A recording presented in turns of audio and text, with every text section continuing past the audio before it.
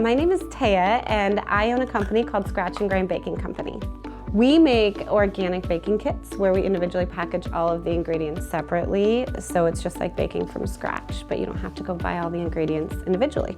We need a compressor here because we fill each of our ingredients in machinery, and we also have printers that print on all of the bags, so we have a lot of air requirements for assembly side. When I was making the move to this larger warehouse, we had a problem with the piston compressor that we currently have. It was always on, it was always cycling on, and I felt like we needed to find a new compressor that would allow room for growth, because we're always adding machinery here, and our compressors were always at its max limit, as big as we could get a piston when it didn't make a difference. So we were looking for a compressor that would allow us to grow as our machinery count increased. It could grow with us, and that wasn't always constantly on. So we found Chicago Pneumatic, and it is so quiet that we had to go with that one.